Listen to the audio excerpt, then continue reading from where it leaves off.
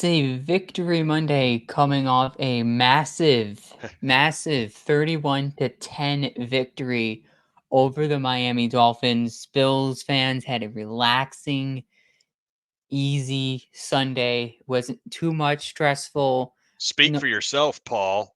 it felt calm before the storm because the storm is Jacksonville is now coming to town in exactly 1 week next week. Jacksonville, coming off a really physical game against the Browns. Bills coming off a you could say an easy victory last No. on Thursday against the Dolphins, and they didn't, even though they lost Terrell Bernard for a little bit, they didn't they didn't play a real big physical game, so they had a lot of rest between now and then.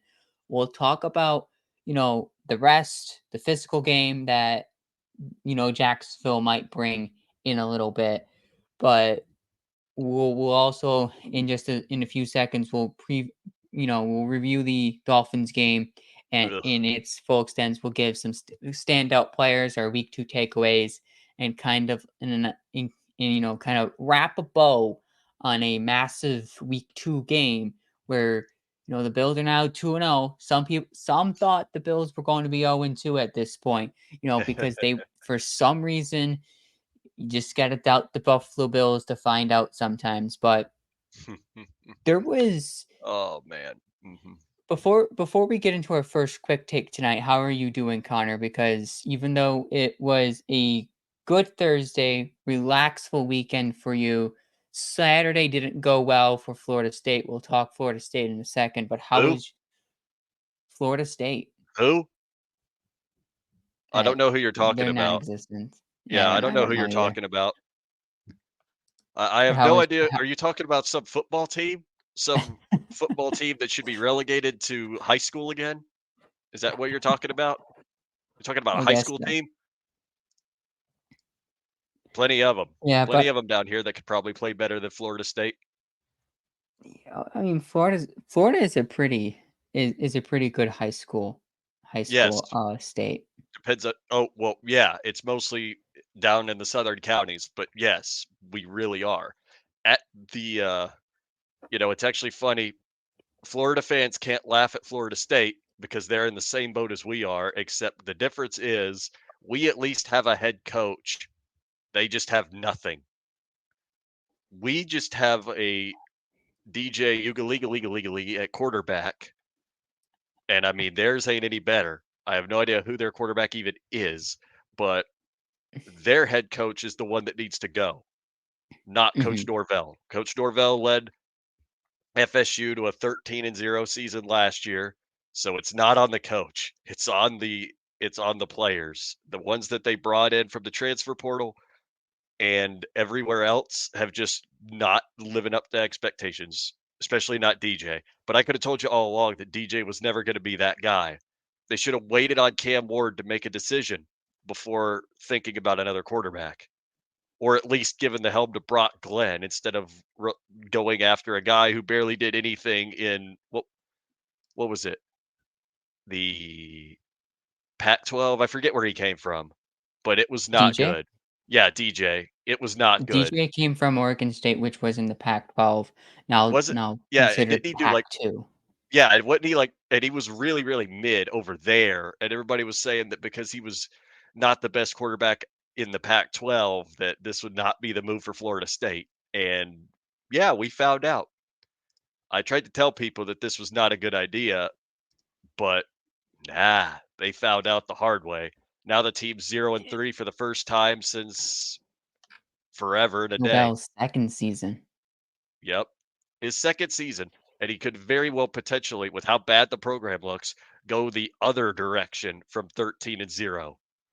But again, at least we're not Florida in the midst of probably about to fire their coach. And if they don't fire Billy Napier, then they're going to be in for a few more seasons of whatever they're going through right now because it's bad. Miami rocked them, absolutely rocked them. And then I forget who their opponent was last week. Absolutely. Florida I'm pretty State. sure. Florida played Texas A&M last weekend. Texas A&M, after after a lightning delay rocked them at home. Yes, So paying attention to this state anymore right now. I'm literally watching to see what Texas does this season. But anyway, before you break my brain over college football because it's already broken over my headline for the evening. Um, what was the next quick take? Oh yeah, this is a good one.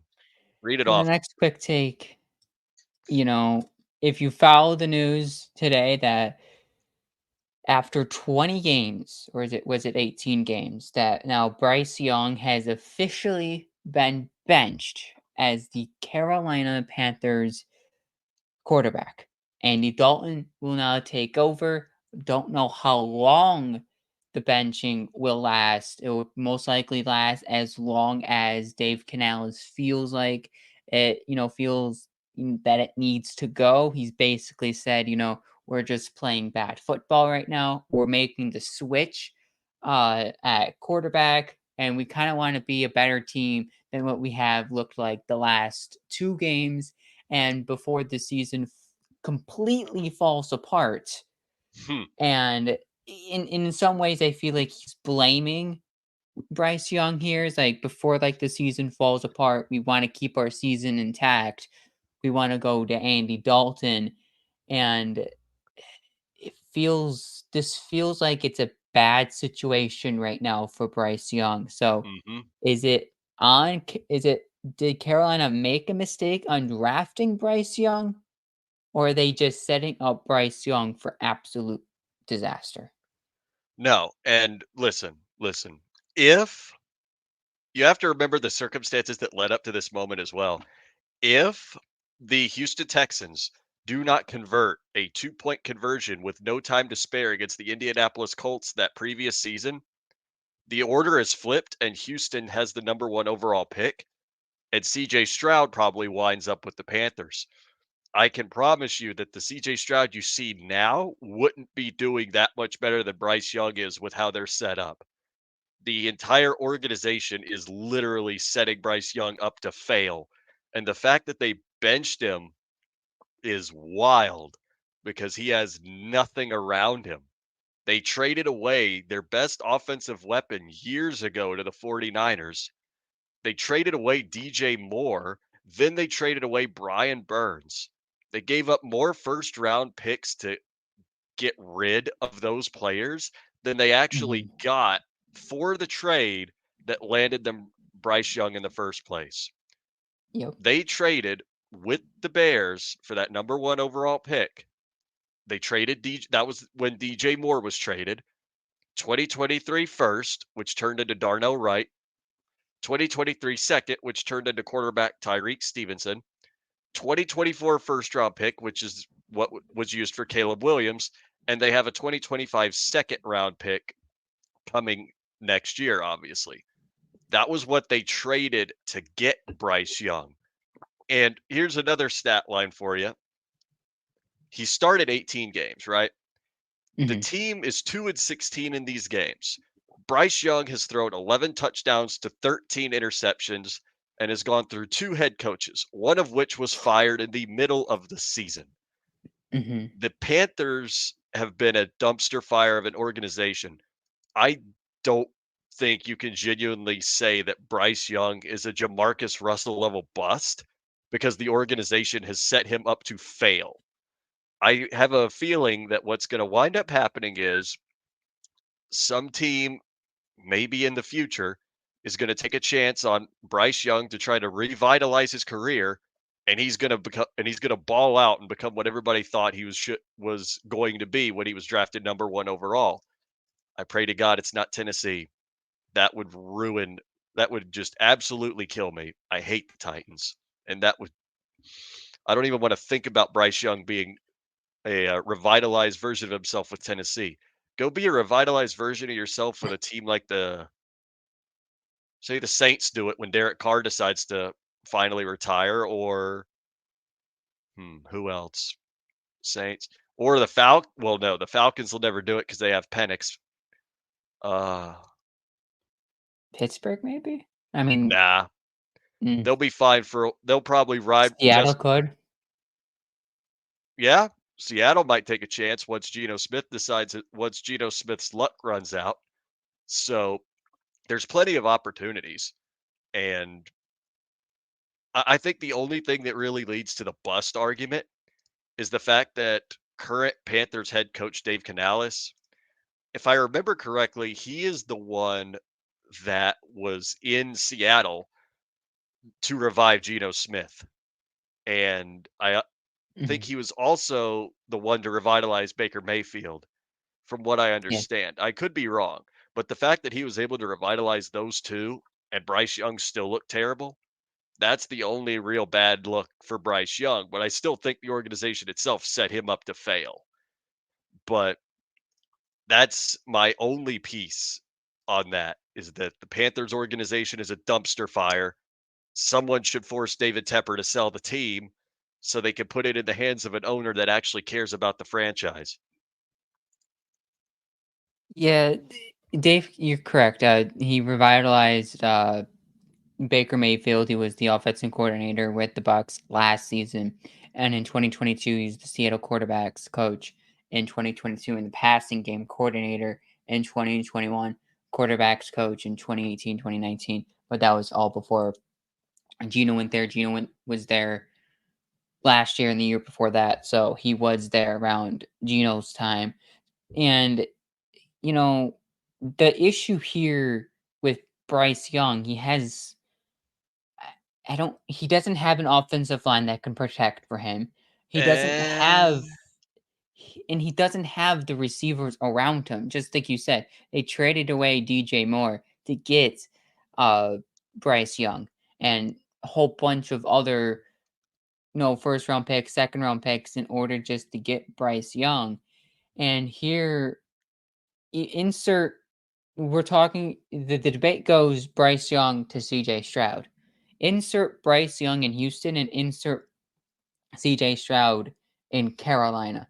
I think they oh, would look man. exactly the same. I think Bryce Young will look like a CJ Stroud down in Houston, and in CJ Stroud in Carolina would look like a Bryce Young right now in Carolina because one, there's no weapons, the offensive line isn't holding up, and they're just not. He's just not reading.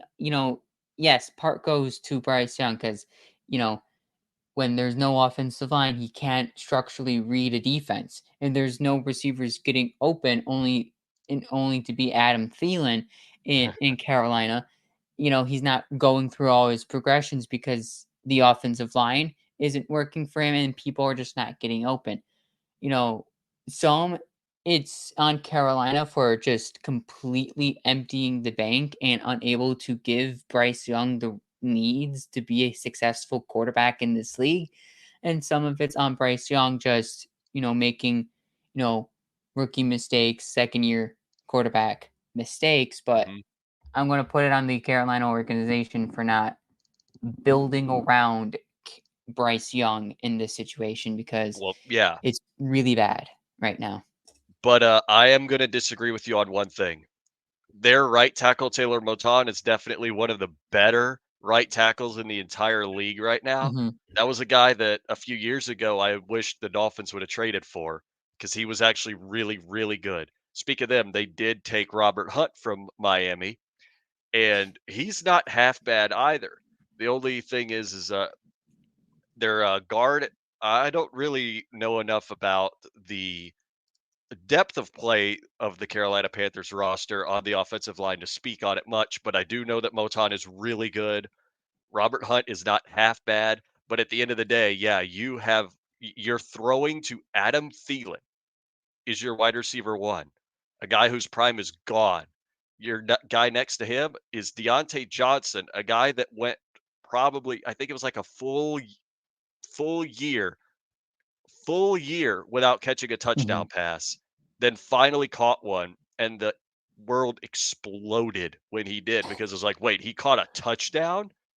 And then he basically forced his way out of what would have been a nice situation in Pittsburgh to come to a dumpster fire. mhm. So at the end of the day, that's not a good lineup. And then your running back to take any kind of pressure off of you is Chuba Hubbard. Let's be for real here. I'm not I mean, I don't think he's bad, but I think he's like mid.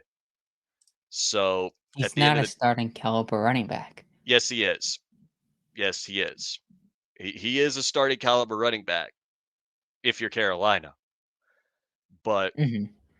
moving on because we want to get to the meat of the discussion because it's Bills time. It's Bills We time. we got we got bills to talk about and to pay, but those are different. So I want to hear this from you actually, Paul, because we're good. Go for I it. knew you wanted to start with me. So what is your personal biggest week 2 takeaway? Because if I tell you I mine, think I'm gonna have to link you back somewhere, but I want to hear yours first. you know biggest week two takeaway for me is how good has the Buffalo Bills depth been the last 2 weeks of the NFL season.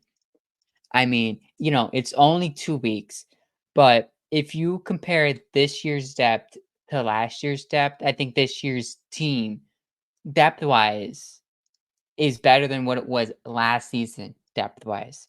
You get Jamarcus Ingram last game had 2 interceptions, and he didn't have a sack, or he didn't make many tackles in the game against Miami, but he had two really big interceptions.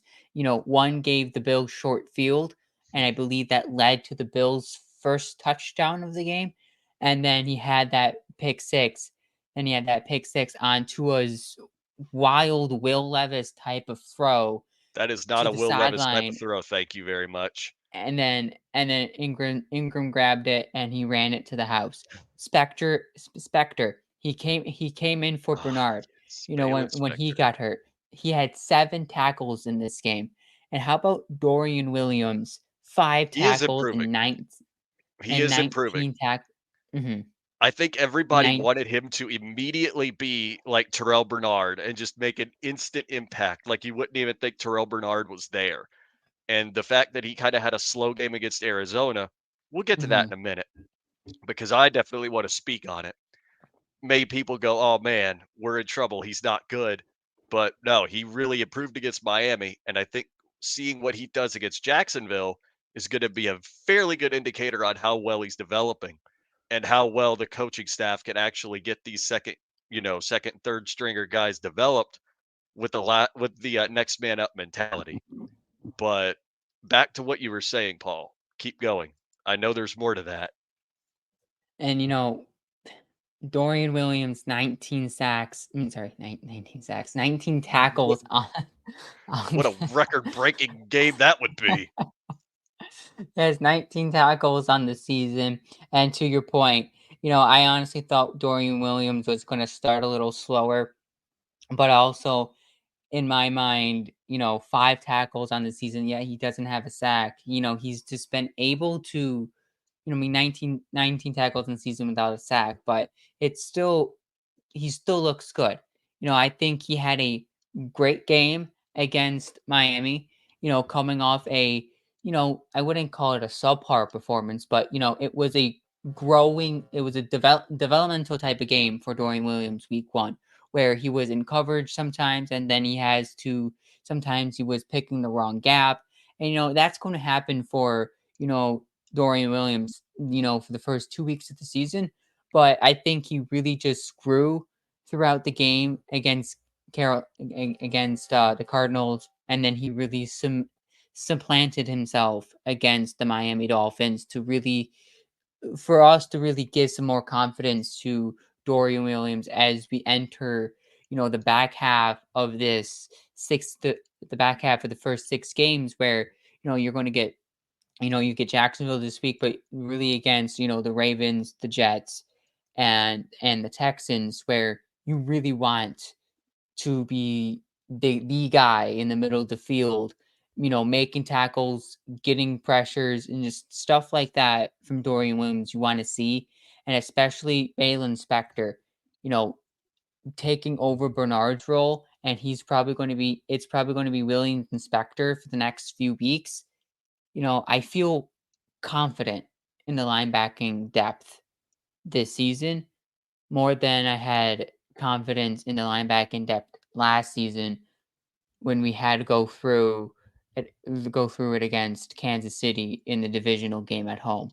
So I feel confident in this linebacking Mhm. core.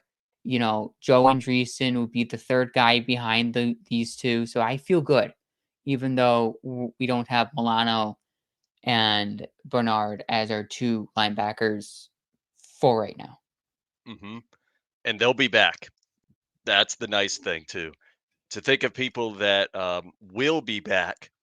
Obviously, we'll have Milano back towards December, right when the Mm-hmm. uh, right when the stretch of the schedule really gets going. We'll have Taron Johnson back next month. We'll have Terrell Bernard on the field again next month. But I just thought about it actually. Wouldn't it be absolutely poetic, if I was on the way to the if I was on my way back to Buffalo for the Niners game and they Uh-huh. announced that Matt Milano is starting. Like they take him off the inactive list as we're getting there. And I'm just like, this is a sign. I'm meant to be at this game, ready to go Mm-hmm. absolutely hog wild with the rest of the mafia. But that's beside the point, too. The depth has been absolutely outstanding, and we're going to need more of that on all sides of the ball, because Yeah. the area of depth that actually concerns me the most isn't on defense, it's quarterback. Everybody on the show knows how much I've never liked Mitch Trubisky as a QB2. Uh, I still wouldn't feel good about it. Like I'm still in the camp that we should have traded for Jameis Winston, but that's not a discussion that I'm willing to have right now, because I'm trying to not imagine a scenario in which we need a quarterback too, because we were that close to needing him when Josh Allen's hand had its little issue. But thankfully he's okay and we can Mm-hmm. move on. Speak of moving on, uh actually no, hold on. Before we move on, I'll give you my biggest week 2 takeaway. Yeah. I actually wrote about it for Buffalo Bills on Sports Illustrated after the game ended, and that was the fact that out of the entire game time, the Buffalo Bills only had one penalty called on them for 5 yards. One. That Yeah. was it. The whole game. That was it. Came came in the first half. I believe it was a false start on Spencer Brown. That was It it. was. There was no penalties called the rest of the game or anywhere before that. The fact that this Bills unit played that kind of well-disciplined football that we really haven't seen should scare everybody. If they can play with that level of discipline throughout the rest of the season, then that shows you just how well the locker room has been coached.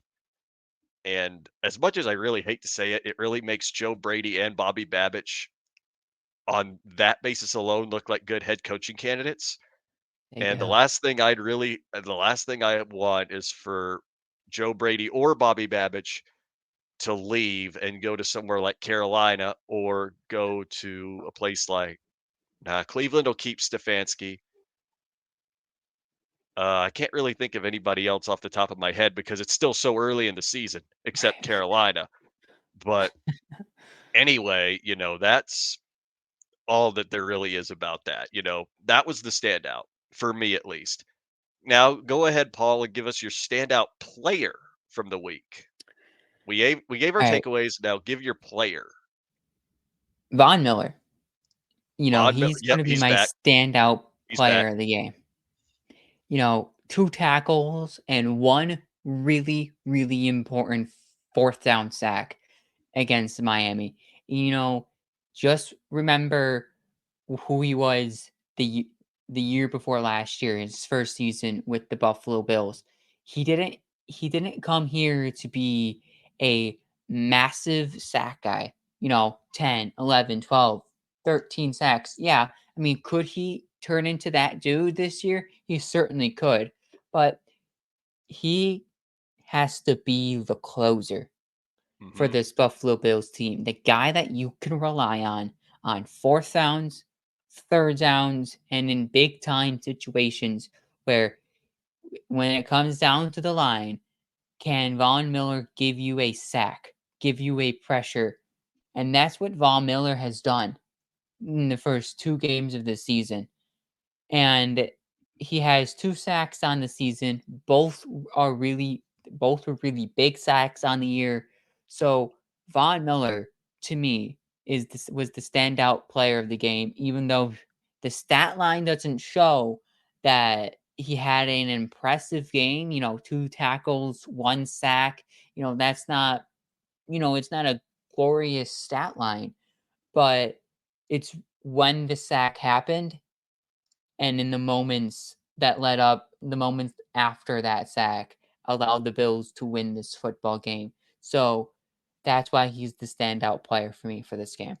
Oh, well, you know what? Yeah, granted, I will give you that. Von Miller is 100% back, and I love that so much. We're starting to see a Von Miller that looks like the Von Miller that won a Super Bowl with the Los Angeles Rams, which, by the way, we all know they sold their soul for that one if you heard about Cooper Kupp. But if I had to pick one in particular, the cop out answer is James Cook, but I'm not going to say James Cook because, again, that's a cop out. And It's of very course, big of a cop out. it is because he just absolutely destroyed the Dolphins defense. But if you want me to give you another one, it's Christian Benford. It's time to start putting some respect on Christian Benford's name as a top cornerback in the league. 100%. Because if you look at what they've done, not really just Christian Benford, look at Rasul Douglas. Everybody knew who Sewell was before he went Yep. to Buffalo. Everybody knew how good he was in Green Bay.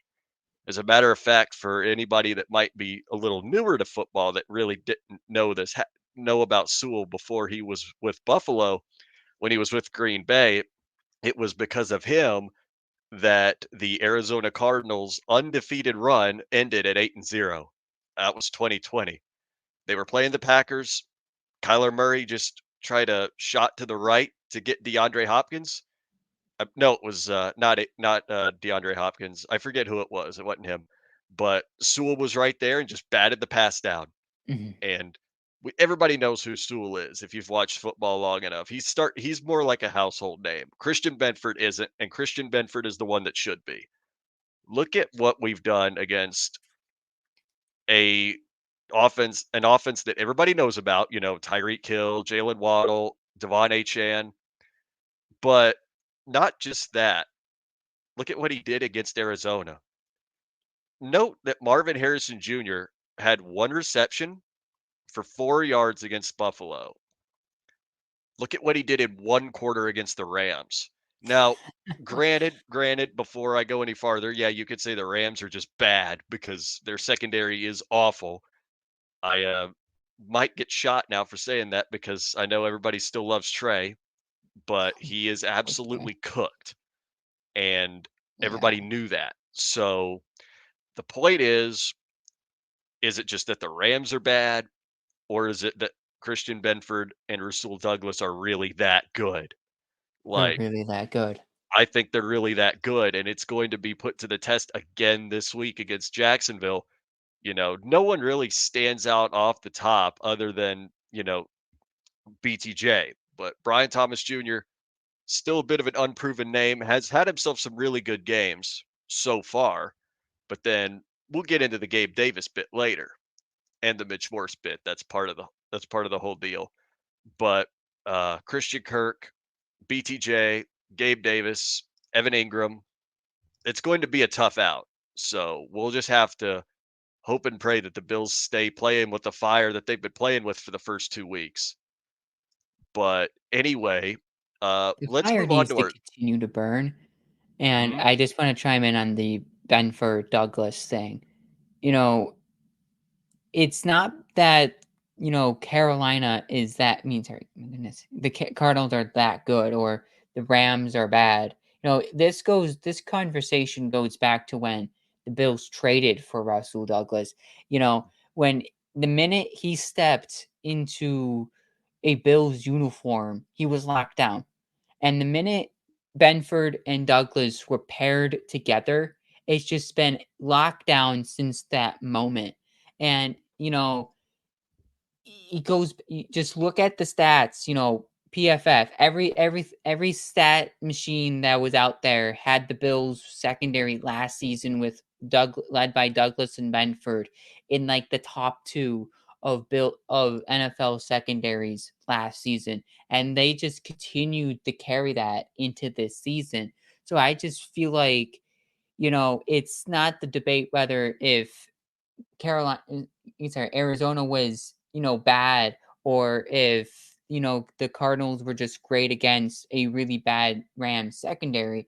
It the Bills play Tyreek Hill and Jalen Waddle this week, and then they had Marvin Harrison Jr. the week prior, and in combined, all three wide receivers only allowed 69 yards against those three wide receivers. Nice. It can't get more locked down than that.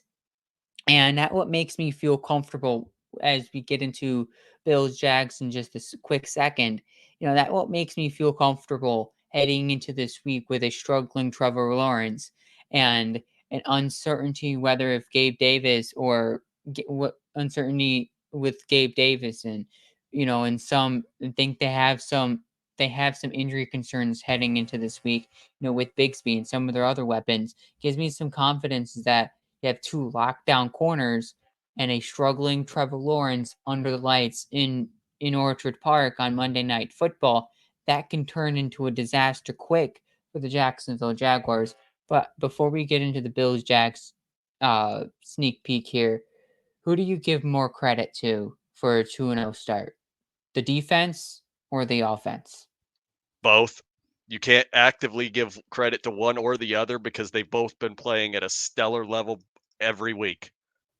Josh Allen has played the exact type of hero ball that he needs to play. He's been careful with the ball. They've been leading on the run. James Cook has looked incredible. Khalil Shakir is who we thought he was going to be. I know we haven't really gotten Keon Coleman much involved in the offense yet, but give it time. They'll find a matchup that they can exploit with Keon. Same with Kincaid. Defenses have been blanketing Kincaid lately. That's why he's off to kind of a slow start. He will pick it up, but at the end of the day, they have to figure out how to. He has to get around this. You've got to, once you realize that you are the guy, you have to scheme around it. But at the end, I keep saying that. I don't know why. There's both sides of the ball that you have to give credit to. Like, the depth of the defense has been tested, yet they're still playing out of their minds.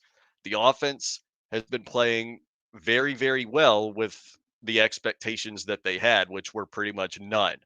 So there's credit to be given everywhere. Even the only area that you really think might need some extra coaching is special teams. But I still have to review that. I need to look at that last kick by Tyler Bass when we had the game well in hand that got shanked so bad, because I don't know how you just shank a kick like that.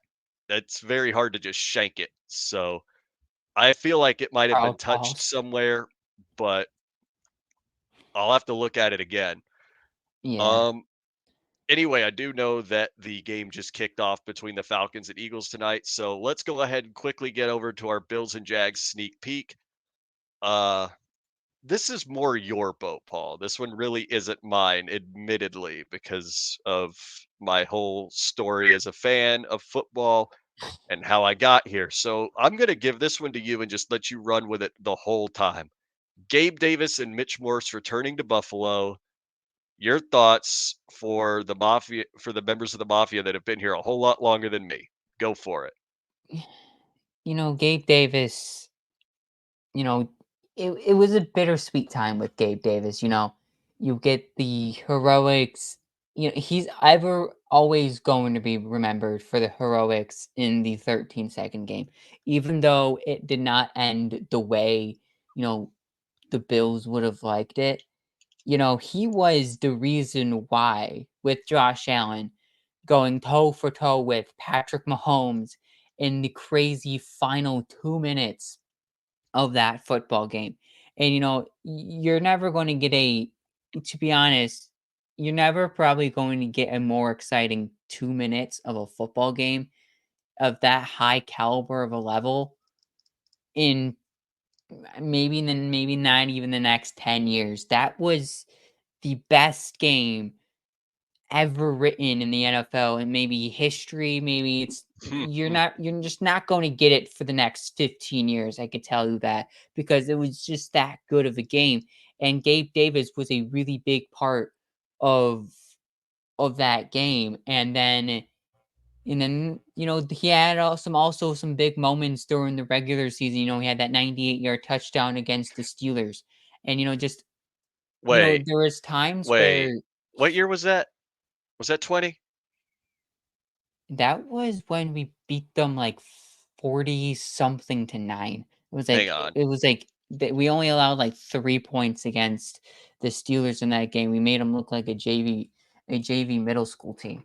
Hang It on. it was it wasn't I don't remember the year, but you know, Mitch Morse was, to be honest, he was like a father figure in that locker room because he was at some points of his career in Buffalo, he was kind of like the oldest guy in the locker room. But the way he handled himself in his very philosophical way that at press conferences, the way he spoke, the way he kind of he cared for the entire team. I think when players sometimes return back to home, they get booed. Hmm. I don't think these guys get booed on Monday. I Probably don't not. I Especially don't not Gabe. think they get I don't booed. think well, Mitch Morse won't. I think Gabe Davis Mitch will, but Morse I feel won't. I like think you might hear some with Gabe. That's mhm. because that comes from the high drop rate. Oh, But yeah, for exactly. most of Gabe's time, he wasn't going to be the Bills' number 2, and I There it think that's is. kind of what he wanted. He kind of wanted to be the number 2, but he was more like a 3 or a 4, and the Bills just wasn't willing to pay that amount for Gabe Davis, and then he went to Jacksonville and he got his payday. So, that's where he might get booed, but you're gonna hear some boos with Gabe, but I think Mitch gets celebrated because Mhm. No one Mitch wanted to Morse see was Mitch the leave. father figure in that locker room. Yeah, I talked to a lot of people in the mafia about Mitch Morse. No one wanted to see him leave. I saw a lot of comments that said that they really wish they could have kept Morse, and they really didn't understand what the idea of letting him go was, but they did. It is what it is. Connor McGovern looks solid, and we're on to Jacksonville. But I think I found that game you're talking about, Paul. The one in 2020 is the one that I remember very, very well because going into it, I wasn't expecting to beat Buffalo. I was like, if y'all Mhm, could put out some effort, that would be nice, but I don't expect to win. Gabe Davis had 3 receptions for 19 yards and a touchdown that game. mhm. So I don't think it was that one. That one was where Stephon Diggs killed our secondary. 10 receptions, 130 yards, and a touchdown. Josh Allen was 24 for 43, 238 yards, 2 touchdowns, and an interception. And that one interception definitely made me lose my mind because on the other side, Ben Roethlisberger was 21 for 37 with 187 yards, 2 touchdowns, 2 interceptions. We had nothing to speak of on the ground, and our through the air, Juju Smith-Schuster led our targets. That's why I can't stand that man. You think you bring up Juju, I will have an adverse reaction that Bills fans don't get. No, this is why. 6 receptions, 55 yards, 1 touchdown. 55 yards. Deontay Johnson, 4 receptions for 40 yards. Our tight end Eric Ebron, two receptions for 30 yards. We did nothing. The Bills made us look awful. Yeah, So we made him look like a JV team. It was just that bad. I the mean, the that was finals. the joke. That was Mhm, the joke after that game. It's just we just made him look you really did. that bad. We started 11-0. That would put us down to 11-2. But Yeah. anyway, let's get on to the next take, and this is the one I'll take because this is actually a very good transition considering I was just talking about my past of football. Are the expectations around the Bills changing? Oh yeah. So, looking at it right now, you have let me re-update my scoreboard here. So looking at it right now in the AFC, you have 5 teams right now that are sitting at 2-0. The Bills, the Los Angeles Chargers, Houston Texans, Pittsburgh Steelers, and Kansas City Chiefs. And when you look at some of these teams and who they've played in 2 weeks, these 2-0s are definitely not as impressive as they look on paper. People will look on paper, see 2-0 and think, "Oh man, one of the best teams in the league straight up." But let me remind you really quickly, the Houston Texans went to the wire against the Anthony Richardson-led Colts and also went to the wire against the rookie Caleb Williams-led Bears. The Los Angeles Chargers basically had a free bye week because they played against Carolina. So, hold on, I got another one for you. The Pittsburgh Steelers needed field goals only to beat Atlanta and then played horribly against a Bo Nix-led Denver Broncos. Oh So, man. when you look at it, 1, 2, 3 of these 2-0 teams haven't really looked that good. Mm-mm. Kansas City has looked great. The game against Baltimore was incredible. The game against Cincinnati was really good as well. But then you have the Bills, who made the Arizona Cardinals' high flying, potent offense all of a sudden look very bad. Then we took what is the fastest offense in the league on paper and just melted them. Mm-hmm. Absolutely melted them. You have other contenders in the AFC, sure. I mean, the Cleveland Browns are 1-1 and actually looked fairly good against Jacksonville.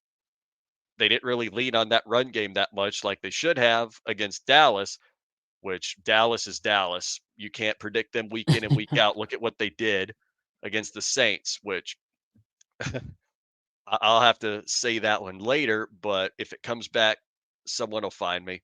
Um, you look at the rest of the 2-0 teams in the AFC, and it really just stands out to me. It's the Bills, the Chiefs, everybody else.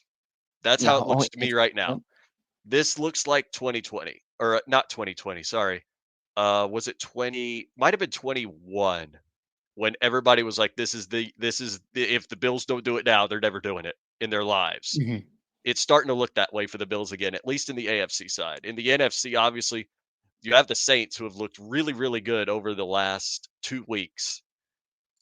Granted, their one game was basically a bye week against Carolina, but to dismantle Dallas like they did I love it. I love it. Can they do that again? Like, please keep doing that. Minnesota is going to fall off at some point. They they look great, but and you love it for Sam Darnold, but they're going to fall off at some point. Seattle's 2-0 by the skin of their teeth. They're going to if they find a way to get stopped by Miami, yeah. I would actually I had joked about this on Sunday night, but if you're wanting a Super Bowl prediction right now, it's going to be the Bills and the Saints meeting each other, isn't it? Like it's just going to be absolutely poetic that you're going to see Josh Allen and Derek Carr square off in a Super Bowl. Oh And man. the craziest bit about it is when you're looking at it from the standpoint that all my years of experience in football on a team that basically was expected to win every single year and be the number 1 seed in the AFC every single year without fail. Um, it's much, much nicer to have no expectations placed on you from the start because once you have no expectations, you get what you have now, which is a 2-0 Mm-hmm. team that looks like one of, if not the best team in the entire league. I don't want to say too much because I'm a very superstitious person about this stuff. Mm-hmm. And I'm always afraid that I say it and it'll come back to bite me. But the way the Bills have looked so far, they actually really do look like the team. And I know that the Chiefs are still 2-0. They have questions now with injuries. Isaiah Pacheco is now on IR. They have questions. They look great. Their defense has been absolutely incredible, but they've got questions. The Bills don't really have that many questions. The one question I think you have for the Bills is how do they scheme around the tougher matchups for Dalton Kincaid to get him loose? Mm-hmm. Or how do you scheme a proper usage of Keon Coleman when it matters? because you've got guys like Xavier Worthy who have been schemed to perfection by Kansas City. You have Lad McConkey, who actually scored a touchdown for the Chargers against the Panthers. I mean, you've had some great rookie performances so far. Brian Thomas Jr., as a matter of fact, who we're facing this coming week. He's looked really good in some of those early matchups. So there's just we have to start scheming Keon a little differently to get him more involved in the offense. Now, why he hasn't been, I'm not sure, but only time will tell. Joe Brady's done a great job so far, and I trust that he'll keep doing it, but nothing in this league is a given, ever. I Mhm. can't stand seeing people think this is an easy win or that's an easy win. There's no such thing. None. Not coming from a guy who was raring to finally get a shot at a first round bye a few years ago in 18, only to lose to a 2-win Raiders team that had nothing to play for. Trust me, football is an any given Sunday mentality or an any given Sunday deal. You need to have that mentality every single week, because if you do and they lose a game they shouldn't, you won't feel as disappointed. Yeah, You you realize know, that it went wrong and you dust off, you move on, and it doesn't ruin your entire day. But there's people I know that you know who I'm talking about, Paul. It'll mess up their whole day. And that's just you need to that's the mentality to adopt, is the mentality of this is an any given Sunday type of league. You have to be prepared for anything and you cannot take anyone lightly. The minute you overlook an opponent is the minute you lose. And I say that from a lifetime of competitive experience. The minute you overlook an opponent is when you lose. You can't look ahead to actually, here's a good example for the Bills. And then I'll shut up and let you get back on your piece, Paul. But here's a good one. Here's a good one, right? So we have the Jags this week. We have the Ravens the week after that. And then we have the Houston Texans, the matchup that I feel like literally every Bills fan has circled on their calendar because they want to beat the tar out of Stephon Diggs' team. The minute you start thinking about that game more than the other two that you have in that lineup, is when you go 2-2, is when you go 0-2 leading up to that game, have no momentum, and you get steamrolled. So all I could say is you have to think about it one game at a time. Even the fan base should be thinking about it one game at a time. It's just a whole lot easier on your minds if you can go think of this game, anything can happen, and if they happen to lose to Jacksonville, then they lose to Jacksonville. You dust off and you move on. This is in any given league. This is in any given Sunday type of league. We've seen crazier things happen. So that's all I got to say on that. mhm. And Paul, finish your piece. I'll shut up now. The expectations around the Bills, it's definitely has changed. Just just look at how the Bills have been talked about the last, 24 to 48 hours after They've been talked after about. the game. They just, people are again, the some of the people that were just talking, overriding the Bills and thinking that this team wasn't going to be good. They're kind of like getting back onto the Bills bandwagon just a little bit. And here's the reason why. This isn't just a Josh Allen offense. It's not. It's not the same offense as it was the year before, or the year before, the last 2 years. It's Josh Allen or it's nothing. If Josh Allen doesn't have a good game, everyone else doesn't have a good game. Josh Allen, you know, I believe in the last 2 games hasn't thrown over he didn't throw over 200 yards in the game against Miami, and I don't think he threw over 200 yards against the the Cardinals. I might be wrong. I'm just gonna check his box score really quick. Yeah, he had 230 against against the Cardinals, but he had to. He had to be the reason why the Bills, won the game against Arizona. But you look at it in this from this standpoint. He threw it. The Bills threw it 23 times against Arizona, and they ran it 33 times against Arizona. And you flip it to the week after against the Dolphins. They only threw it 19 times against the Dolphins, and they ran it for 26 times. Granted, they had short fields throughout the game against the Dolphins, but this isn't going to be the offense where you're going to see Josh Allen throw it 45 times a game and he's throwing for 350 yards. Yes, there are going to be games this season where you are going to have to throw it more than run it or get outside of the balance zone and be a more pass heavy offense. I mean, you look at games against, Houston, Kansas City, Baltimore, 49ers, Lions. Those are some of the games where you might see more pass heavy offense.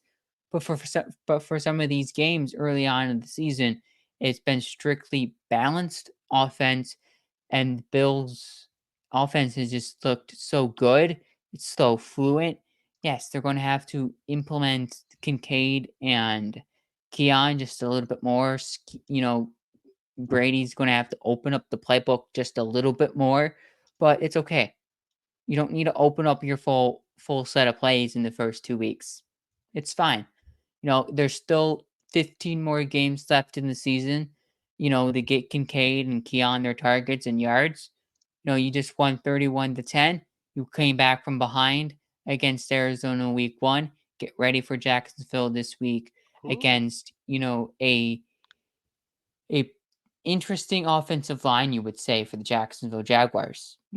Trevor Lawrence is among the top pressured quarterbacks in this league, So and the far. battle so far, It's only been 2 right? weeks, but so far It's only indeed. been 2 weeks, but it's something to note because the Bills, the line, you know, 6 sacks, a forced fumble, and include the 3 interceptions on from the secondary. The Bills defense overall has been really, really good to this point, and they're continuing to be a top 10 defense in this league.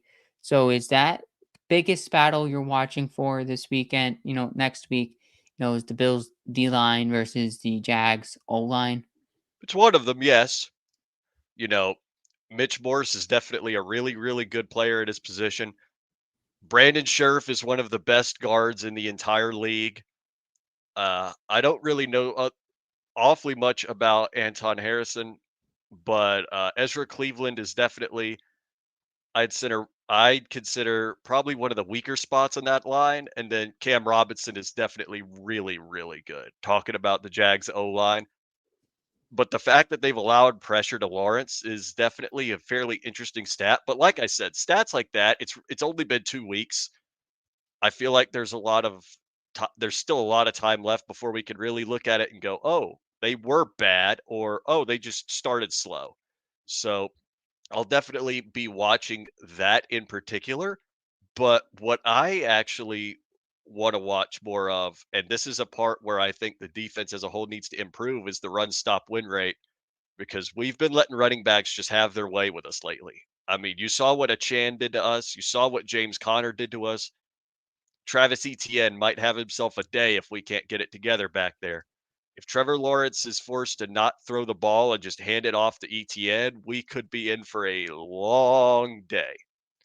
Or in this case, a long Monday night, and I could already be in immense pain thanks to the elimination scenario in NASCAR on Saturday night, and already be catatonic by the time the Bills play. But regardless of that, that'll be what I'm watching. Let's see if we can adjust a little more and stop a guy like ETN from absolutely carving us to pieces.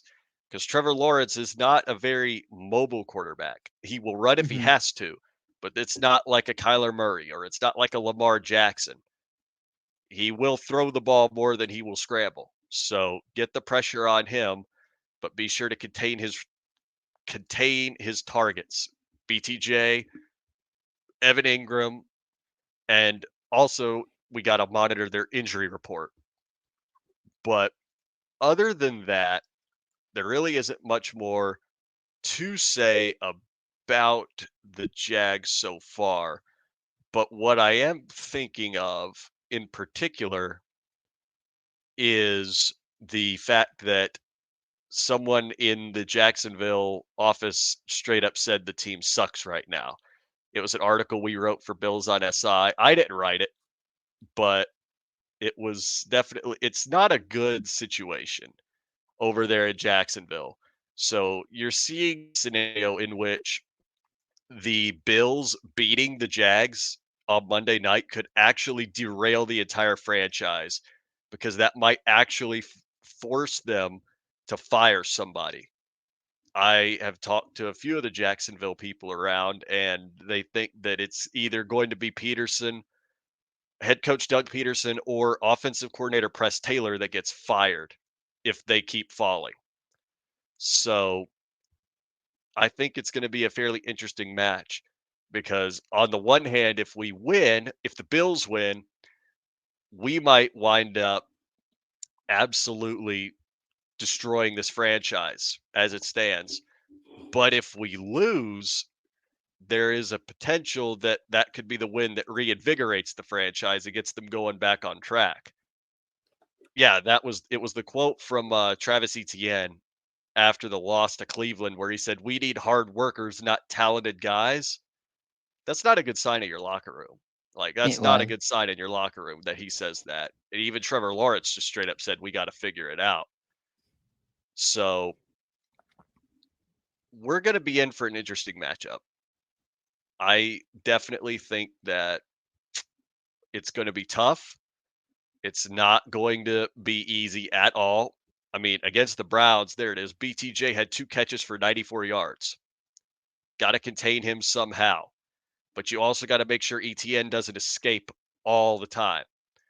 But that's the end of my take there. Paul, do you have anything that you would like to say before we conclude and get to watching Monday Night Football? All I'm going to say is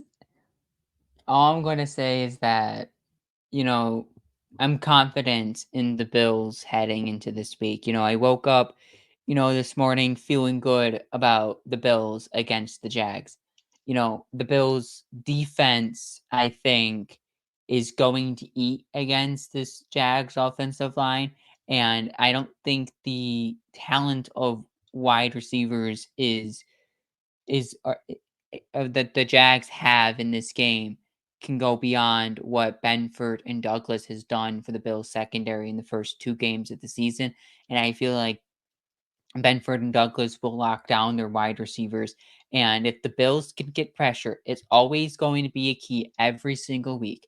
If the Bills can get pressure on Trevor Lawrence on Monday Night Football, prime time in circulated with 75,000 fans the first time he's come. I believe this is this first time in Highmark Stadium because the Bills haven't hosted the Jags since 2018. Here we go. You get pressure on Trevor Lawrence early, you make it tough on them early. I don't think Jaguars will have a chance in this game because I hate playing this if team.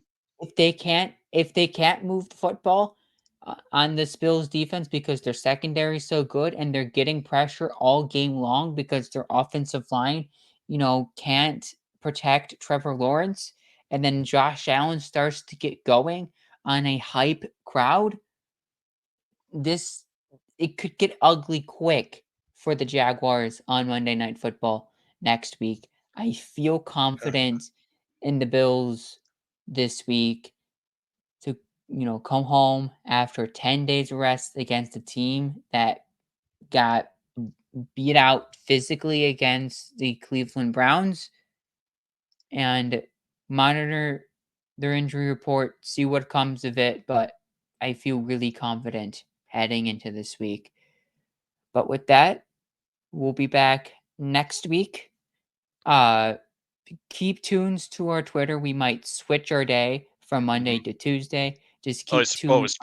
Especially this coming week because the Bills play on Mhm. Monday night and we are not about to roll over into a Bills game. So next week we'll be on Tuesday. And Yes, make next sure week. you guys follow both of us, follow the hosts, especially, keep an eye out for my articles coming out on Bills at or Bills on SI, and for Buffalo Lowdown. I've got some interesting pieces that I'm ready to get published for both of them. And I am now watching Saquon Barkley destroy everything and destroy my fantasy team. I had Alvin Kamara, and Jenna's still going to beat me just because she has Saquon Barkley. Why? I'm going to go I'm going to go slam my head into the wall. I'm kidding. I'm not actually going to do that. But yeah, it should be a fun matchup. At least we have another stress-free Sunday. Well, mostly stress-free. It'll be more anxious nerves than anything just to get to Monday for the game. But at the end of the day, that's all I have to say. Paul, do you have anything else? No, that's about it. Feel Perfect. confident. I feel great. We're 2-0. The Bills are in a good spot heading Mhm. into the back half of this really tough first 6 games of the season. With that, see you next Tuesday and go Bills. Go Bills.